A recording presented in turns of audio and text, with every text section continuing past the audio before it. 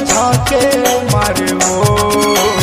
आहूं कह के रानी दगा दे के मारे वो आहूं कह के रानी दगा दे के मारे वो तरसा के मारे वो अरे झाके मारे वो तरसा के मारे वो अरे झाके मारे वो आहूं कह के रानी दगा दे के मारे वो आहूं कह के रानी दगा दे के मारे वो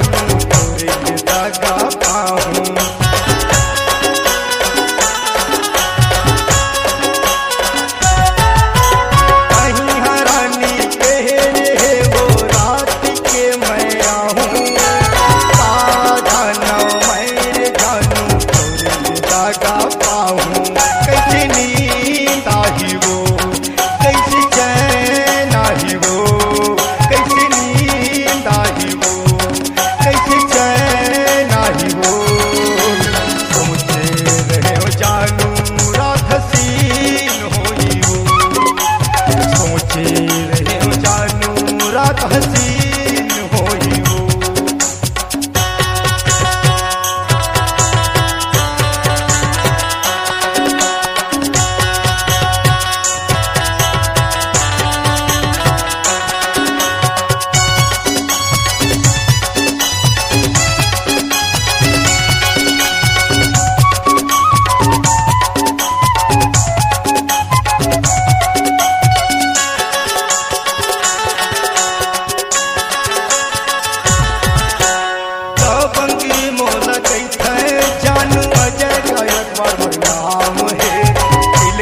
पाराए मोरे नावा गढ़ मोर गाए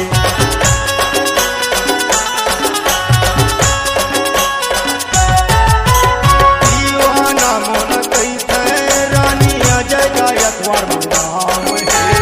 इनका पाराए मोरे नावा गढ़ मोर गाए तरसा के मारे वो अरे झाके मारे वो तरसा के मारे वो अरे झाके मारे वो आहूं कह के रानी दगा दे के मारे वो आहूं कह के जानू दगा दे के मारे वो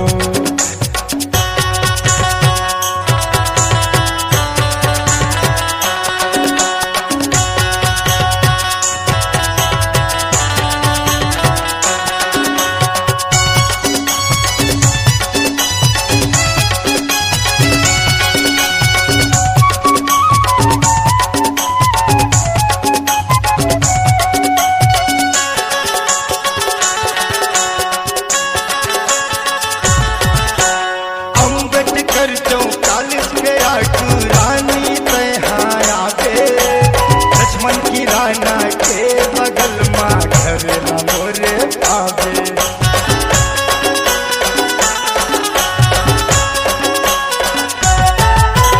अम्बेडकर 44 के आगू जानू तहाया पे